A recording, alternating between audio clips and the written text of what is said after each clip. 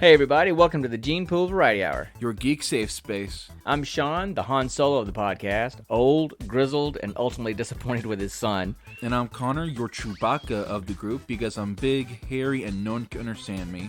Join us as we review random movies, Play games, talk anything geek culture that catches our attention, and chase a lot of chickens. What's up, everybody? Welcome to episode 15 of the Gene Pool Variety Hour. What is up, my ninjas? I think he's going to say something wrong every single time he starts to say that. No, I'm saying ninjas because I love Naruto. I'm just saying that's where my brain goes. Sorry. Baka. Okay, don't do the whole Japanese thing. I speak Japanese, but I don't speak Japanese thing. Don't do that. Don't do that. So anyway, this is the last episode of the Gene Pool Variety Hour of 2019, actually of the entire decade. So, yeah, of the entire decade. Wow, it's a whole new decade. I can't even believe it. I know, and we've done all of 15 episodes, and it's taken us 3 years to do 15 episodes. Now, granted, we took a year and a half off because you were gone. But anyway, so we got a lot on the docket today, so we're going to just kind of talk about the holidays. We're going to try to have a holiday-themed episode, but Connor was out of town, and the holidays with family and stuff, we're like 2 weeks behind. So we're on the other side of the holidays, so we're not doing that. But so we got to talk a little bit about the holidays and what's been going on. Yeah. You have some big news to talk about. We'll get to that. And, of course, you know, everybody has seen it, so... we're going to talk about Rise of Skywalker. Anybody has seen it, obviously. You know, so there's going to be it's going to be full of spoilers, I guess. So if you haven't seen it yet, just skip that part. It's been out for over a week, so it's been out longer than that. And the people that are going to listen to this podcast have probably already heard it. I mean, probably already seen it. And then I'm going to be spoiling stuff. So spoiler alert. I love to spoil stuff. Just FYI. Yeah, he likes to spoil Christmas presents that he gives his family too. So go figure. I only spoiled that one present because you were worried I was going to be stopped at TSA because of it. Well, we'll get to that later. Anyway, so and then after Rise of Skywalker, which I know everybody, you either love it or you hate it. I loved it. Yeah, spoiler, we loved it. But and then we got our geek question of the day, which we'll get to that. I'm not going to say what it is right now. Just kind of letting everybody know what we're up to, and then we're going to review our roll for credits. Am I getting it right? Our roll for credits. Roll for credits segment is Inc. from Insert 2009. dice sound effect here. Roll for credits. Okay, yeah. So I don't know. See, now I've got to do that via post production editing. Anyway, and then we'll talk about Inc. Our random movie review of the episode, and then we'll roll for our next one. So anyway, I mean, holidays are over. I mean, it's now. I mean, I'm going to hope it's the 30th. I hope to get this thing edited and pushed out tomorrow, so it can officially be the last one of the decade and not the first one of the next decade. Yeah. So I may be up really late tonight editing it. But anyway, so what have you been doing? Well, I mean, that's what we kind of always start with. Well, let's see. Recently I got back from a nice week-long vacation with my girlfriend Nikki. Yeah, you guys know that she lives in Ohio, and he has known her for years, and they officially became an item. About a year ago, I guess. More about 7-8 months ago. Okay, so anyway, and he's gone up to visit her a couple of times now. Yeah. And it was really nice that he went up the week before Christmas, or 2 weeks before Christmas. The week before. And they delayed their family Christmas stuff so that he could be there. They're really including him as far as family. This is really they didn't delay it. Hit them. They pushed it up. They pushed it up. Okay, yeah. Gotcha. So my bad. Yeah. So he was up there, and then So tell me. And then I've got some awesome news. Yeah. So don't tell us everything that you did. Just tell us the one big thing that happened. Okay, one big thing. I got engaged. There you go. So.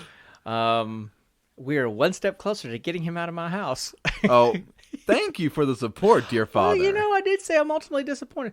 And by the way, guys, in the intro, I'm not ultimately disappointed in my son.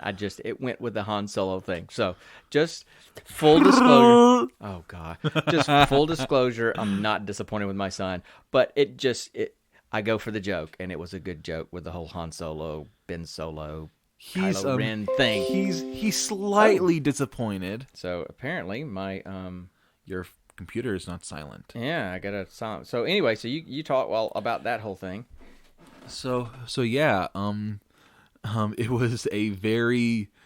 I was extremely nervous. I was shaking. I stuttered through the entire thing. And in the end, I just basically got down on one knee and proposed. I didn't have any pomp and circumstance. I just got down and asked. And he did it at a zoo, so there you go. That probably fits with you. It was at the Columbus Zoo and Aquarium, which is where we had our first date, and I just thought it was a nice experience. So we have a picture of it, that he had the zoo photographer kind of follow him a little bit, to take a picture, and so they got a picture of him on his knee, with it holding the ring out and everything. So we just got it scanned. And I'll put it up on the show notes so everybody can see it. Yeah. So anyway, so that was a pretty big deal. Big. Biggest of my current life. Yeah. That was probably your best Christmas present. I would hope. Well, I would hope it's not that thing that you were playing a while ago. No. I would hope. Okay, good. Because that's a close second. That would not go well with Nikki if she came in second to the Switch. So anyway. I use all my Christmas money and some spare cash I had to get myself a Nintendo Switch and Pokemon Shield. So yeah, he.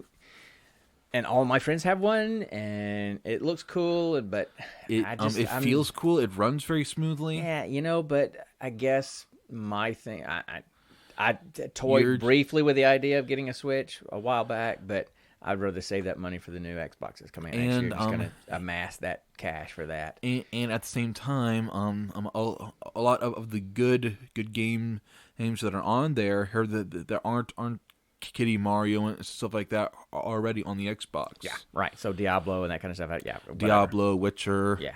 So or Monster Hunter, all that. So and, anyway, and have you ever been a Zelda fan? Yeah, I've never played Zelda. I've never had a Nintendo machine. I've always been either Atari, Sony, or Xbox. Okay. So I've never had a Nintendo. I've played Nintendo, but not where I can sit and play something like Zelda because that takes a while. True. It's more like Mario and whatever. But anyway, so that was his big ticket item that he got. We bought him a lot of other stuff.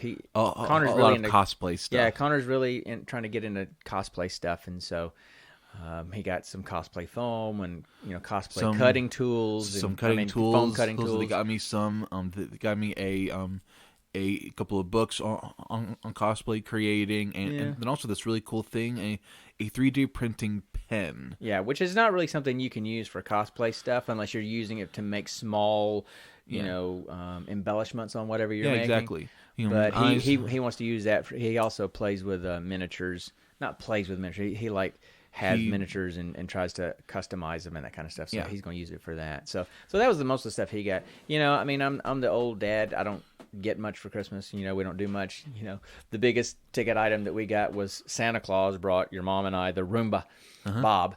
That's what we named him. Bob. And we really like Bob because we don't have to sweep constantly now. Because we have hardwood floors downstairs.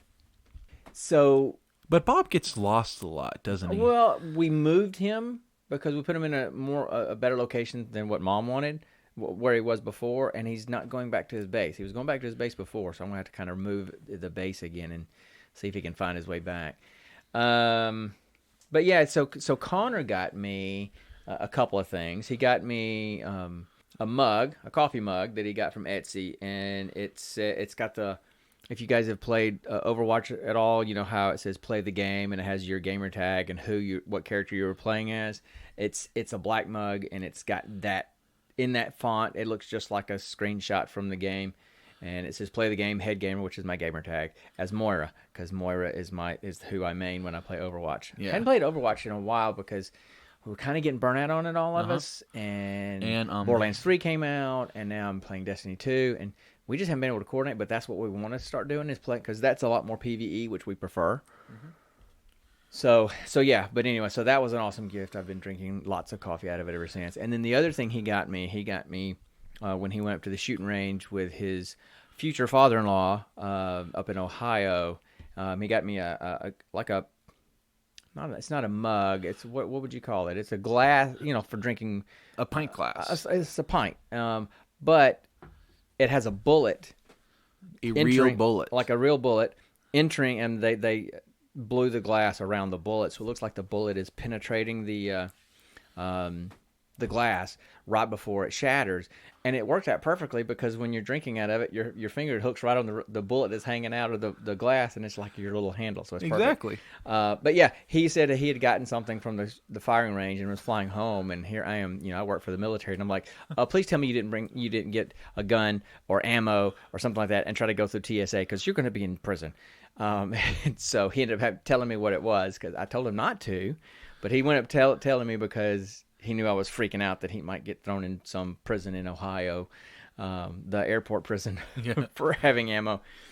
But anyway, but it's but it's like there's no casing. I know. It's literally just a projectile, and it's not and it's like the pressure is going to somehow cause it to mushroom out into the glass. But I didn't know all that at the time, and I was just trying to make sure that my son didn't get thrown in prison.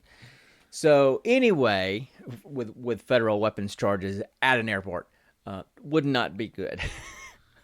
So that's kind of our holiday. I mean, Yeah. And then tomorrow we've got this big celebration for my brother Luke, who incidentally tomorrow is also his birthday. Yeah. Well, yeah, he was born on New Year's Eve, so it doesn't matter where he is in his life, no matter where he is in the world, there's always a party on his birthday. So, and he happens to be turning 21 tomorrow. So there you go. So it's a big deal. And, we do this thing, and we've done it for years. Luke we started doing it when he was a kid and absolutely love it. And now we've got about 10 of his friends that come over. And awesome. We do fondue. And so we basically fondue all evening and play games while we're, fonduing, while we're waiting on the clock to strike midnight and that kind of stuff. So that's our big deal on New Year's Eve. So that's our plan, and then I get to go back to work on the 2nd. Yay! Oh, sorry, Dad. So, anyway, that's sad. Well, that's you've so been sad. working the whole time, so whatever. I know. So, I guess what we really need to do, we really need to jump in all this other stuff that we're going to do, which the first thing is Rise of Skywalker. Yes. Finally, the trilogy of trilogies is done. Oh, don't do that. Don't. I'm done. Okay. If you're going to do it, at least carry a tune. Shut up. It was funny. So anyway, so we've been waiting on this. Oh, God. We've been waiting on this for a long time. Of course, I'm one of the old school. I mean, I saw the first trilogy, which is actually episodes 4, 5, and 6. I wish they had done this in the right order. That is so weird. Why did they do that? Because those three, episodes 4, 5, and 6, really made a good standalone trilogy. It really did. And then they decided decades later to go ahead and do the prequels to kind of give you the backdrop to that, and then finished it out. So it's kind of a trilogy. What I want to know is how many books are there?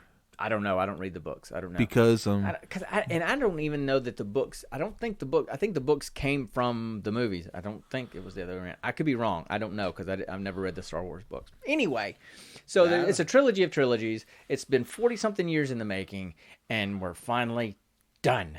Now that doesn't mean that Star Wars is over, but this whole Skywalker saga is done. It took 9 movies to finish up the Skywalker saga. So. I mean, let's just go ahead and talk about the elephant in the room. People loved it or hated it. I loved it, and it was predictable but entertaining. I've had some conversations with friends, and they were okay with it, but they thought there were some pretty significant problems with storytelling in it. I've read reviews that say it was the absolute worst Star Wars movie ever made. I mean, just the vitriol and the hatred that's out there in the internet. Of course, that's the case with trolls, and you get geeks angry. They can get nasty, and so apparently, folks have been really ugly about this. And when I talk about it with folks, I'm like, I must be a simpleton. I must be dumb and not very smart because I don't get. If you could only see the finger I'm showing him right now. But anyway. Right back at you, Pop. Oh, yeah, okay. So, because I don't see the problem. I mean, Were there cheesy parts in it? Yes, but there's been there's cheesy scenes in every single Star Wars movie. Jinx. Was there some bad acting in a couple of places? Yes. Were there some places in the movie that could have been fleshed out more? Yeah. I mean, I had a friend Were there some serious Deus ex machina stuff that just happened just to happen? Yes. I don't even know what you meant by that, but okay. So, like, for example, there were parts where, with this last trilogy, for example, the whole Supreme Leader Snoke, it was all this, who is Snoke? Who is Snoke? Who is Snoke? And in this movie, the Emperor says, oh, I made him. He's a clone. Yeah. And you see this huge vat of basically clone Emperor Snokes, and you're like, oh, well, okay, that's an easy way to tie it up. It's kind of anticlimactic. So there were some things in there, they kind of, what I've heard from people is they started a certain path on the storyline with Force Awakens. They kind of went in a very different direction in Last Jedi, and then went back to the Force Awakens kind of thing in Last Jedi. And I guess that may be the case. Like I said, I don't think I'm smart enough I don't really see it, because I go into these movies because I love the Star Wars characters. I love the atmosphere. I love the whole world that they've created, and I just go in to enjoy the movie, and I try not to pick things apart. There's certain characters, but you love picking things apart. But not really. I mean, I think people, when it's become something that's so beloved, they want things to work out exactly the way they want them to work out, and when they don't, based on what they think the storyline is where it's going to go, they get really angry. So a friend of mine said something that what it looked like to them was that they didn't go into this last trilogy and actually have a fully fleshed out storyline written out from beginning to end between this trilogy. They just kind of went from movie and then went to the next movie and then went to the next movie and kind of went from movie to movie. Yeah. And so the storyline kind of changed. It wasn't very consistent across the three, and I can definitely see that there were some inconsistencies. I get that. There's inconsistencies in, unless it's something like Lord of the Rings, where they made the movie, they made the trilogy of movies, they filmed all three at the same time.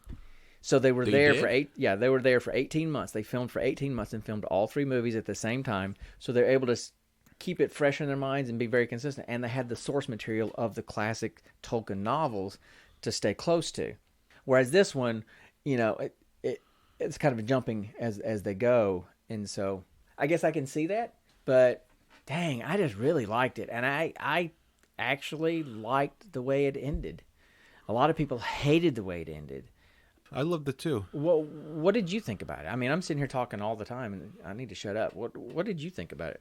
Talk about some specific things. Well, let's see. In the movie, like he said in the beginning, it was predictable but very entertaining. Of course, there was some very, very surprising stuff. One big reveal that happened.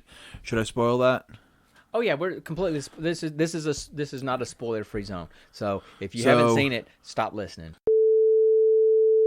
So Rey is Emperor Palpatine's granddaughter, and the first clue we got of that is when she and Kylo Ren are sort of forced tug of war over this ship in midair, and Rey is trying her hardest to get it back, and then randomly her hand just kind of straightens up and then sends out a blast of lightning, and that is like our first big clue, because this who's the only one we've ever seen that did force lightning. Right. So that was the twist that I didn't see coming in the movie, that I actually enjoyed. That was great. Yeah. Yes, the movie was pretty predictable. You kind of knew where it was going. I mean, like, for example, Force Awakens was basically a complete rehash of A New Hope. Yeah, definitely. Complete rehash with a female character. Female, orphan on a desert planet that turns out has technically not an orphan. She didn't have parents. She didn't have parents. Well, Rey was an orphan. Luke wasn't. Well, Luke didn't have parents either. Luke was raised by his uncle. He was raised by his aunt and uncle, not by his parents. Rey was hand raised. Yeah, but the point I'm making is they weren't raised by their parents. True. On a desert planet. And it could be a desert island. And you don't know they how come big up on it some is. droids that become their friends and their companions through the thing. And turns out True. they have Force, and they meet. I mean, so it's a complete rehash of the New Hope. So I was actually more disappointed with Force Awakens than I was Rise of Skywalker. Yeah. Because I'm like, they just basically superimposed Rey over Luke's character and did the movie over. I know. So anyway, there was this awesome scene though that I will never ever forget. It was it was in the final battle, and Rey was struggling to stand up to Emperor Palpatine. Oh, by the way, Palpatine is back. He is fully back. He was somehow he's like kept attached to some machine that's keeping him alive until he Rey can come and kill him and take in all the power of it. Because apparently, all the Sith, when they die, the person that the Sith that's coming up and kills the Sith gets all the Force power of the Sith that they just killed, and so they get more powerful as they go. So he's got all the Sith: Darth Maul, Darth Vader, Darth Sidious. No, he's not Darth Sidious. Is he? Yeah, he's. Yes, Darth Sidious. he is Darth Sidious. Count Dooku. Who was the one before him that he talked about that was his mentor? I don't know. I don't remember. His name. It was in the prequels. I can't remember. It's been a while. He was mentioned, I think, one time. Yeah. Anyway, I mean, I know my Star Wars friends will. Anyway, this one scene when Luke Skywalker is somehow talking to Rey through her mind and saying she is part of all the Jedi, and she's the amalgamation of all the Jedi, and then one by one we hear all these old Jedi masters talk and say, "We're with you, Rey. You can do it." And every now and then he'll kind of remember and hear familiar voices: Yoda, Mace Windu, Qui-Gon Jinn, Obi-Wan, Anakin. Yeah. So and not Darth Vader, Anakin. So what I liked in that part was when Palpatine was saying, I am the Sith, or I am all the Sith. How did he say it? I am all the Sith. Yeah, I'm all this. And Rey, because at that moment she just had the one lightsaber, but there was a second one there. She had brought Luke's and Leia's. Yeah. Because by the way, Leia was training to be a Jedi too. That's in the movie too. Yeah. When she was younger. So she had both of their lightsabers, and she grabbed. She did the whole force pull and grabbed it, and then crossed them as like an X right in front of her as she's fighting against Palpatine's force lightning, and said, "I'm all the Jedi," and just started pushing against him, and he started to melt away, kind of melting away like the Nazis in Raiders of the Lost Ark when they opened the Ark. I saw it more he was turning to ash like that guy in the Holy Grail one, in the Holy Grail movie. Indiana Jones and the Holy Grail. Okay. When you said Holy Grail, I'm thinking Monty Python. I'm like, nobody turned to ash in Monty Python. Buddy, you have to understand. Completely different. If you say Grail, I'm going to think Monty Python. But you just mentioned Raiders. Any self-respecting geek is going to think Monty Python, but when you mention Grail, before they're going to think Raiders of the Lost Ark. Because Raiders of the Lost Ark is a lot more mainstream than Monty Python. So there's my geek cred. Okay. But anyway. So it was really good. And cheesy stuff. But personally, I feel like there was very, very rare bad acting. Everyone played their parts awesome. There was this cute little Rolly droid that went around with BB-8 that I absolutely loved. Yeah. Let's see. Oh, there was this one thing I was kind of confused about when I first saw it. What? I got to see it a second time. You remember that giant snake scene, right? Yeah. And when she put her hand on Snake and healed it, right? Mm-hmm. That was the first time I ever saw anything like that happen, and it's like, how did she learn to do using the Force to heal somebody? Yeah. Okay. I've never seen any other Jedi do that ever. No, I haven't either. So well, she has the power of all the Jedi. So. Yeah, you know what I mean. So maybe I don't know. I mean, it's just hey, let's add a new ability. I know. It's like you level up, you get a new ability, right? You get a new feat. Right? Yoda couldn't do that, and he was the Master Jedi since before it was made. Yeah, but anyway, you know what I mean. I know. But I didn't find that cheesy. I just found so they can heal, yeah. And you knew that was going to be a foreshadowing. I mean, when she was able to heal, you knew that she was going to heal somebody else later on in the movie, and she did. Yeah. So She actually it was Ben who healed her. no, she healed Kylo before he switched back to Ben. Remember, and the big Oh yeah. the big fight she stabbed. There was this awesome scene. So as you guys know, Ben and Rey somehow have this connection between them. And because of that they're able to communicate, influence things around them. And so when Kylo became Ben again, that connection got even stronger. And so at one point when Rey had both lightsabers, but then Oh, that was cool. Yeah, that was but cool. then but then somehow Ben was fighting his knights, right? On Kylo Ren's knights or whatever. Yeah. And so He didn't have his lightsaber because he'd thrown his away. No, yes, and then somehow Rey put the second lightsaber behind her back. It had transported to Ben, and he just pulled it out. And then he just kind of shrugged to all the guys and said, "Okay, you're gonna die now." And that was a great little shrug, nonverbal. That was a great nonverbal, yeah. But so I kind of feel like that was not scripted, it's maybe which an like his ad-lib. cue for the other actors to kind of like, okay, come at me. So It was cute. It was funny. They introduced some new characters, which they set it up completely with Lando and the girl that was a former stormtrooper. Yeah. They set that up as like being a side story they're going to develop. But so I love Lando. Billy Dean, I loved. Personally, this is just my belief. Yeah. Personally, I felt because they've been saying since episode 1 that such and such is going to bring balance to the Force, right? Yeah. Okay. And first it was going to be Anakin, then it was going to be Luke, and then then it was going to be Rey. But it turns out because Rey and Ben had this, they created this Force dyad. That's why they had this connection. Diode. Or what? I think it was dyad. No, it was diode. No, dyad means two. Diode is like an electronic thing.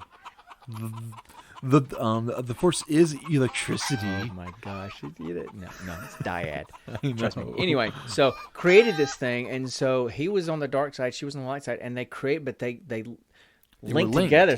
So to me, I saw that as more of a balance of the Force than Anakin or Luke or anything. So I thought I liked the way they did the whole balance the Force thing. I personally saw it as this. Someone who had turned to the Sith, but still had that core of Jedi morality. He was so good at his core. And then Rey chose the Jedi, but then again she also had this anger inside of her. I mean, Luke did too. I mean, I know. There was a big thing with Luke and for me, that completely embodied yin and yang. Yang. Don't. We're in Yin and yang. We're in America. We say yang. Okay, especially the South. We say yang. Yes, yin and yang, because you know what I mean. Yeah, I do. I just like giving you a hard time. So okay, I'm gonna pop that cap right off your head. Overall, I mean, I love some of the humor that was in it. They always put some humor in there. So that was really good. But I guess my biggest problems that I had with the movie are, one, I thought that the kiss between Ben and Rey at the end was a little weird. It was just, you didn't have to throw that in there. You knew that there was a connection there. There didn't have to be a romantic kiss there when, It could have just been a hug, a tight, embraceful hug. I mean, and that could have been something that developed in other movies if they decided to do other movies or whatever. But they can't. Ben's gone. Well, now, yeah, but at that moment you didn't know that. So Ben and Leia became part of the Force. So what happened was Rey and Kylo were fighting at one point, and he was starting to beat her down.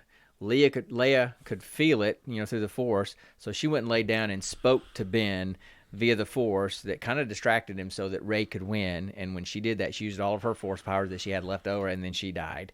Mm-hmm.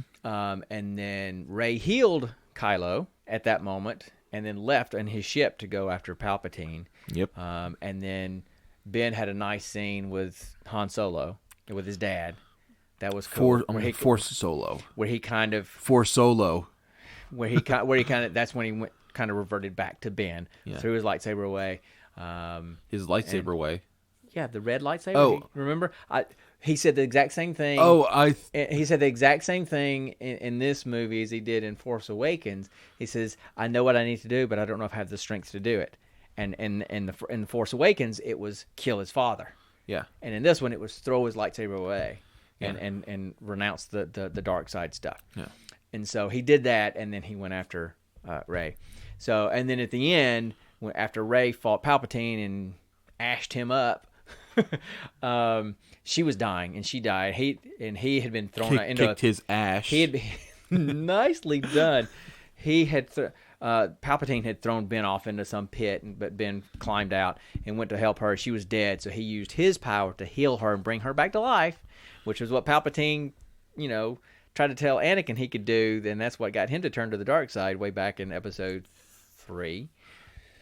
So Ben actually used that ability to bring her back to life, but that was all of his Force powers, and then he died and did the whole Force disappeared Jedi thing. So it ended with everybody got, they blew up all the ships, and the typical space battle. They blew up the ships. They blew up the control center. What ships? Okay, Palpatine had been on this planet, the Sith planet that people didn't know how to get to. What was it called? What was it called? The final Elkin, something start with an E, I think. I thought, but anyway, I'm terrible with names. So had this whole new fleet.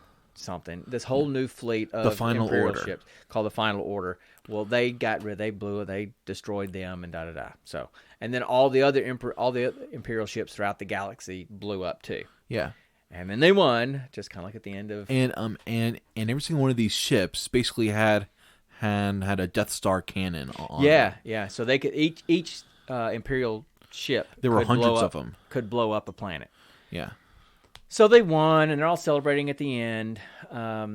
And then that's kind of end of it. But I loved the way it ended. Yeah, the very last thing that ended. At the end, Rey Rey went back to Tatooine, where it all started. Went back to Luke's home, where Luke was raised by his aunt and uncle, which still is there in real life. That is still set in the desert. That's still out there. Really, you can go see it. Yeah, that's now on my bucket list. So she went there, and she took. Luke and Leia's lightsabers and wrapped them up in leather and bound them, and then with the Force just made them sink into the ground and kind of bury them there at Luke's old homestead. At where it started. And then she pulled out her lightsaber, which she had made. She either made it from her staff, because you remember in all the movies she had that staff, and she was really good with that staff. That bow staff. She kind of looked like the scavenger, had leather wrapped around it, and fabric wrapped around. Yeah. So her lightsaber handle looked like her staff, and it looked kind of rough. Yeah. It had the cloth and stuff wrapped around it, and when she turned it on, it was gold. It was really cool. So she has a very unique looking lightsaber. And someone says, which actually he according to Star Wars lore, a few colors are meant to be a sort of dyad between the light side and dark. Yeah, gold, purple. So anyway, I don't know about that, but so at this scene, go back in the movie, she's talking to somebody, some little kid alien, and they ask her what her name is. She says her name is Rey. Says, what's your last name? She's like, I'm just Rey, because she doesn't really know. At that moment, she didn't really know who she was. And then at the end, when she's there, this old lady says, hey, there's nobody been here. So who are you? And she says, I'm Rey. And she says, Rey who? And she says, Rey. And then as she's sitting there thinking, and she can see Luke and Leia, the little Force Luke and Leia standing off in the distance, smiling at her. And then she says, I'm Rey Skywalker. And that's the end of the movie. And then it shows her standing with BB-8, staring off at the two sons of Tatooine, kind of a throwback to Luke. So it was really cool. I loved the way it ended. I did too. And there was one place that brought me to tears. Yeah, what? Almost. When they're all gone on their mission, Poe and Finn and Rey and Chewbacca and all of them, they're gone. And while they're gone, Leia dies because she's talking to Ben and she's all Force Powers. She dies, and they come back, and the general, that other lady, says Leia's gone. At that moment, Chewbacca just lets out this huge mournful wail and drops to his knees. And when you think about it, he'd lost Han, he'd lost Luke, and he just lost Leia. And those, I mean, with Chewbacca, that was the core at the very beginning from 40 years, and so he had lost his last friend at that moment. He still had Lando. Yeah, but Lando wasn't part of that crew. True. He wasn't part of that small crew. He does still have 3PO and R2D2. Yeah, but they're droids. They're not living things, so they're different. So that brought a tear to my eye because I could hear through the whole Chewbacca thing the emotion in that, because you knew the context. So exactly. So I didn't have a single problem with the movie. I mean, or there are certain things that I wish were a little bit different here and there. Yeah, but every single movie has that. And I liked it better than Force Awakens, I think. Well, duh. Definitely liked it better than the prequel, episodes 1, 2, and 3. So I don't have any problem with it, and I don't know why people do. Feel free to let me know on Twitter why you didn't like it. Some people said, it wasn't that the movie was that bad. Swamp him. But the storytelling was inconsistent or bad, and so that's a nice. That's probably the UPS mail. truck outside. But anyway, so that's the mail. All right, so that's all I got on Rise of Skywalker. If you haven't seen it, sorry for all those spoilers, but you knew it going in. You should definitely go see Rise of Skywalker when you get the chance. I mean, I've seen it twice already, and would love to see it again. And I feel like once they all come out on DVD, we should buy them and add them. I would love to have the box set. Yeah. On Blu-ray. Yeah. Or whatever. So that's my review on Rise of Skywalker. And now it's my turn. Yeah. Do you have anything else you want to add to it? Let's see. For me, the thing that I always take away from movies in general are specific scenes. The scenes are what make the movie, and this movie had amazing, emotion-filled, and powerful scenes. Cliche as they were, and predictable as they were, still powerful in their execution and how they made you feel. Like when Poe and Finn were out to stop the Final Order from launching their fleet. It was just them and barely a dozen ships, really. And they were doing okay up until a point where they were getting overwhelmed, and then eventually, Chewbacca came back on the Millennium Falcon with Lando, and then with them they brought literally hundreds of other ships and fighters that just kept on coming and kept on coming. Because earlier in the movie, one of Poe's old friends said there are fighters out there. They just need to know they have hope, and they gave it to him, and they came in droves. And my favorite line at that moment was the Emperor, not the Emperor, but the Imperial, general. Someone said, "Where did they get this fleet?" And the person said, "It's not a fleet. It's just people. It's just people came and rose up." Yeah. So yeah, I thought that was pretty cool. Oh my goodness, that squeak is okay. UPS, get your brakes fixed, man. Jeez. It's not UPS. It's just the mail dude. Oh, is it? Okay. Anyway, it's just the post office. So okay, it's Cliff Clavin in running his route. Yeah, all right. So anyway, yeah, that was a good scene in Rise of Skywalker. Yeah. So all right, there is one thing that I need to know happened. Okay, Rey and Finn, get together, you two. I ship you two. You two need to get together and make Force babies. No, they won't. There was I don't see that happening. Anyway, there's a whole story behind that, but I want to get into that. So it must happen. It won't. But anyway, it's okay. So are we good? Are we good on There's Skywalker so one we can more move on? thing. Yeah, no, there's not one more thing. We need to move on. We're No. we're already at 40 minutes or so. We're already at 40 minutes. And we haven't even done the other stuff yet, okay? Oh my So we need to move on. Okay. All right? We have rambled about Skywalker enough. You can Dude, never ramble about Skywalker We enough. talked about the movie for about half as long as the movie was. No, the movie was close to 3 hours It long. was over 2, but it wasn't almost 3. So, okay. All right. So, next thing we're going to do is our Geek Question of the Day. Yes. Which, of course, as always, we get them from geekquestioner.com or at geekquestioner on Twitter.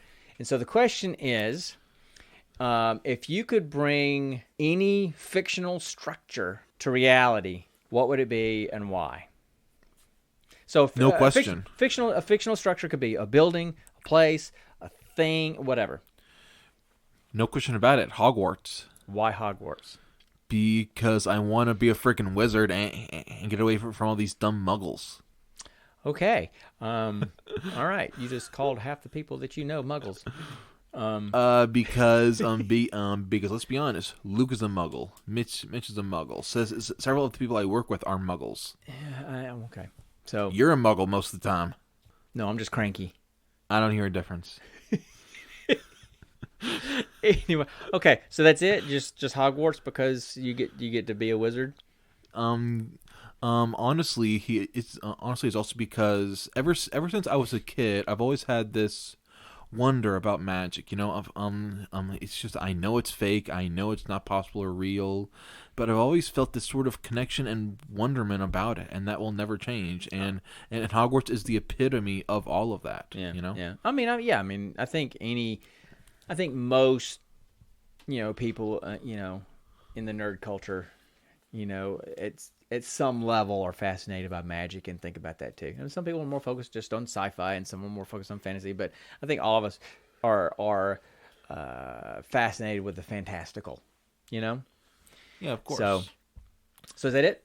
Let's see. If I couldn't do Hogwarts, it would then honestly have to be the Avengers Tower. That's just a building, though. I mean, it's okay. No. Just a tower. Actually, you're right. Let's see. Now, if I choose a building, could the people associated with the building come with it? No, it's just the building. It's just the structure. Doesn't say the people that. No, it's just the structure. Then why couldn't I choose the Avengers Tower with all its awesome high tech? Okay, yeah, that's fine. Sure. Okay. And we think about it, Jarvis and Friday are part of. That's true. So Of Jarvis, it. yeah, And then Jarvis becomes Vision. So in essence, I could then also get Vision. Whatever. Okay. All right. Okay. So I'm going to preface mine with the fact that this is something that I haven't watched. I have had every intention of watching, but I get so sidetracked with so many other things, and it's so many seasons worth. Don't ruin it. Let me talk. Anything. That there's so many seasons of it that I've gotten about 3 or 4 episodes into the first season, and I just keep getting sidetracked, and I have to go back and start watching again.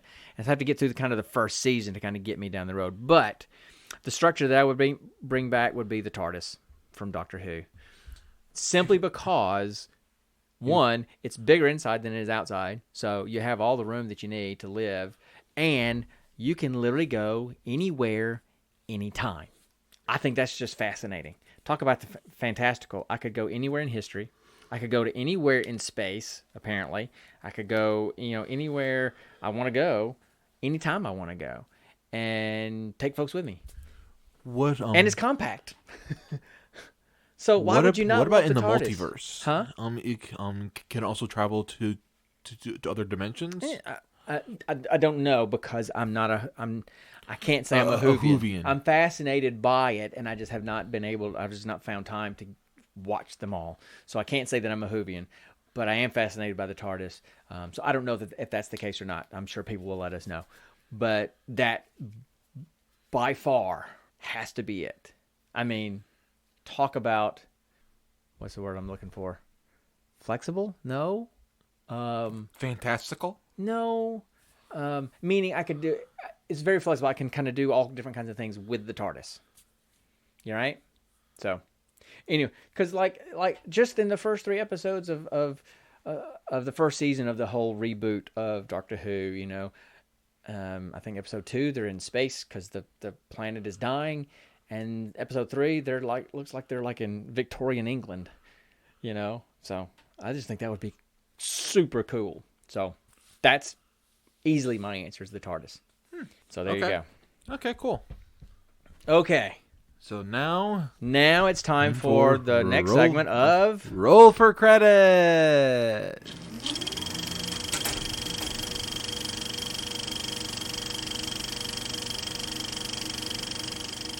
For this episode's entry into the Roll for Credits Pantheon. That's the word I was looking for. I kept wanting to say Parthenon, and I knew that wasn't right. So I was close. Do you even know what the Parthenon is? Yes. What is it? It's like Greek mythology. It's where the Greek gods lived. That's Olympus. Right? Okay, sorry. Okay. Okay. Before we continue, be schooled. Okay. Go ahead. I'll be schooled. The Parthenon. I know it's in mythology. I just can't. No.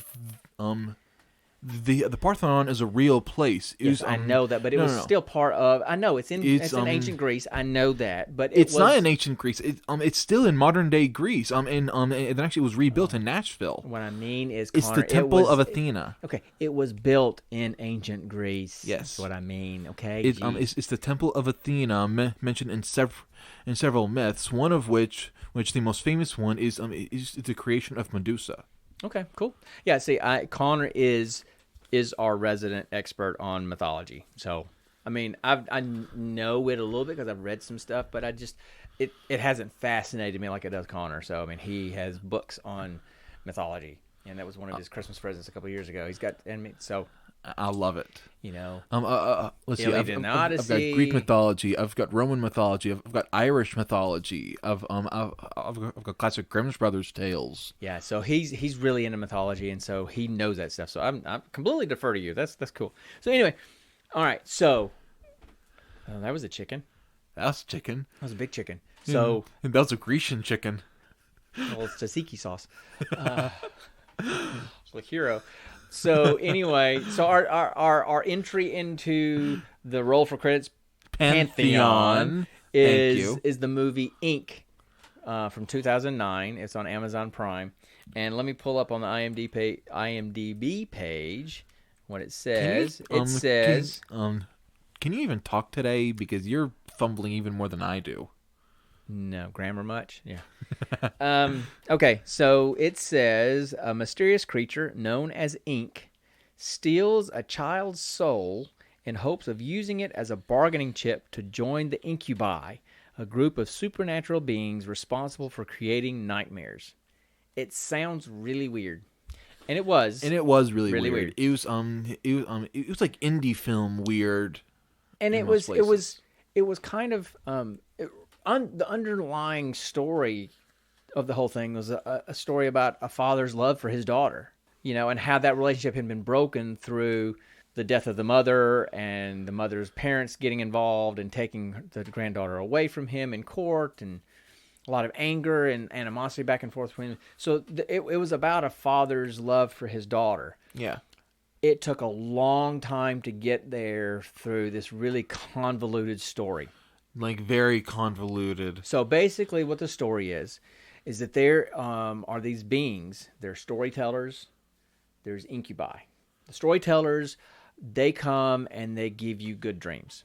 And the incubi give you bad dreams. And these incubi, they're freaky looking. Yeah, the way they were in the movie, they were really freaky. They were all black, and they had this glass screen. No, they weren't wearing black. Like, it was more like they were coming from a butcher shop with those plastic smocks and gloves, you know. But it was black. Black. But black. Anyway, and they had the screen in front of their face, and constantly, it distorted their face like like old TV static. They were really freaky looking. All right, and the story, and they always had this creepy grin on their face. And the storytellers were just normal looking people, but they gave good dreams, and then the incubi gave bad dreams. But then there was this other character named Ink. And he came and stole this little girl's soul while she was sleeping. So she kind of went into a coma. And What was her name again? I don't remember. Emma? Something like that. So I think Emma. It was taking her soul to the incubi, kind of as a sacrifice, so that he could be whole again. Not whole. I mean, he'd still be one of them. Cured but of he his would be scars. cured because he had scars. And he had a huge nose. He was all deformed. Yeah. And he wanted to look good again. Think Gollum. Almost. Kinda, except with a big hook nose and everything. Giant nose, Gonzo nose. And so the storyline was him trying to take her there, and the storytellers trying to stop him.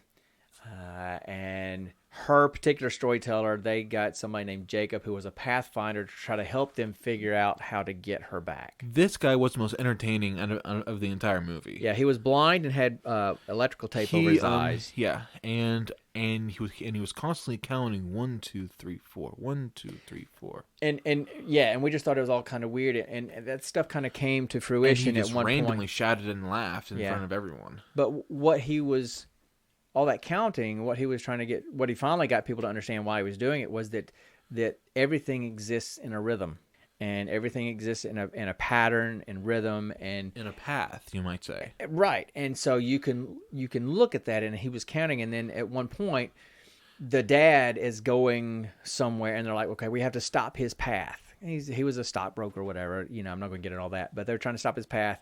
They needed to get him to the hospital where the little girl was, and so he was in a car accident. He got hit, and the way they did it, the Pathfinder said, okay, change one thing, you change the path. And he started counting 1, 2, 3, 4, and you looked at the environment, and everything was existing in this pattern that was matching his counting. And they changed one thing, and it was like a ripple effect, like the butterfly effect. The butterfly effect kind of thing, right? Or Rudberg's machine, or what is it called? Gutenberg machine. No, it's not Gutenberg. Anyway, people, like I said, I'm terrible with names, people. So he started a problem in one spot, and it changed the pattern of everything that created the accident that got him in the hospital, to get him to the same hospital where his daughter was. And then there's this huge fight between the storytellers and the incubi, and Dad is there. And there was one storyteller that went along and gave herself up to go along with Ink and Emma. What was her name again? Leave. Liev. Okay, Leave. And so they were at the place where the incubi were to sacrifice her, and they were fighting. The assembly, I think it was right. called. And it turns out that Ink was a representation of her father's shame and guilt, because he had because in one timeline,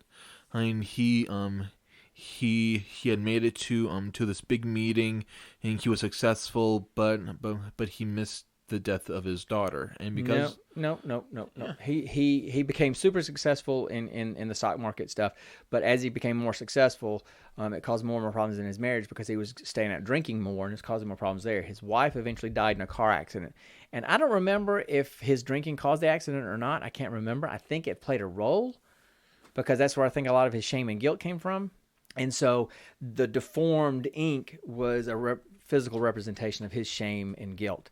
And from his suicide, because he ended up shooting himself in one timeline because of his shame and guilt, and the fact that he didn't have his daughter and his wife was dead. And so he had to kind of finally remember who he was. That he was, what was his name? John. Oh, John. So he had to remember who he was, and then he ended up fighting the incubi to save Emma. And he kicked butt. Yeah. So, again, ultimately, it was about a father's love for his daughter and working through shame and guilt over the loss of his wife. But it was this really convoluted story. And if this sounds confusing, us describing it, it's because it was confusing. I watched it twice, and that helped me understand it a little bit better. But the first time I watched it, I had to go to the Wikipedia page for the movie to kind of understand who was who, and what was a storyteller, and what was an incubi, and what was Ink, and how was he different, and it was confusing. So it's an interesting concept. I don't think it played off very well. The movie that we watched on the last episode, the one with the little girl, Prodigy. That one was definitely an indie movie, and you could tell it was very cheaply done, but the side acting was not great. Yeah. But overall, I thought they kept it pretty concise story, and you saw where it was going. But I found that a lot more easy to follow and more rewarding than this one was. Yeah, definitely. So what were your thoughts on it? Well, let's see. My thoughts on it were it was predictable but not entertaining. Confusing but predictable, I should say. You could kind of tell these people were some kind of supernatural beings. The titles didn't really make sense to me, and and let's see, the Incubi, you could instantly tell they were the bad guys just because how they looked.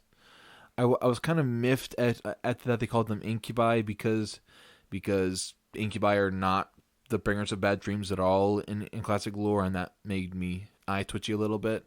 But then honestly, the storytelling was very confusing. How they got from A to B was very confusing. Random things like oh, they used drums as keys to get around places, and I'm like, okay, that's a random story thing. Like, how does that even make sense?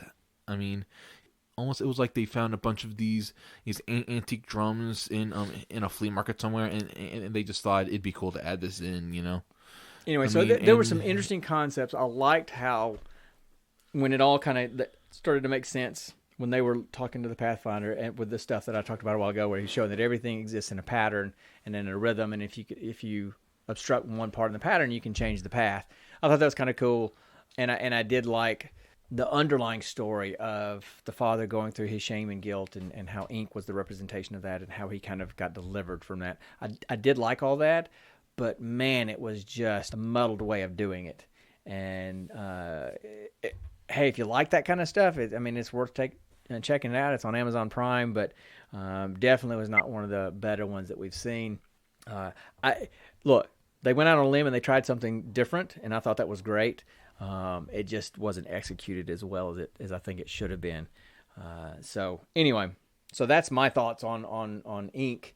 Again, it's from 2009, and honestly, the most entertaining guy was Jacob, the blind guy. Yeah, he was the most.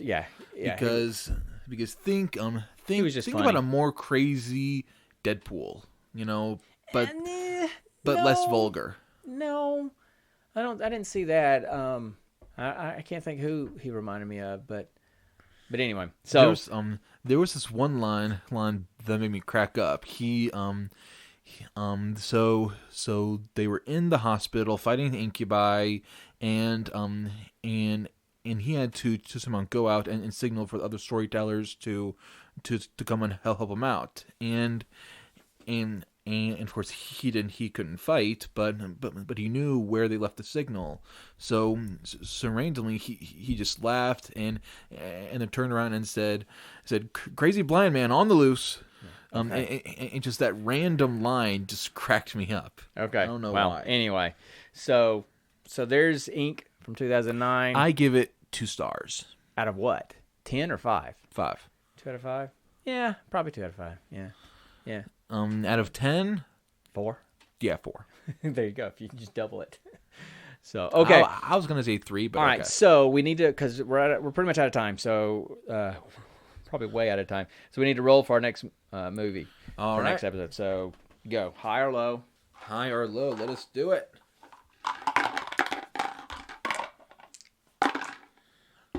Low. That would be Amazon. So we've been on an Amazon kick lately. I know. All right, and then for the genre, 8. Horror. Oh gosh. Yay. I hate horror movies. Okay. I get nightmares easily. And then for the number 67. Okay. All right, so let me go look for that, and I'll be right back.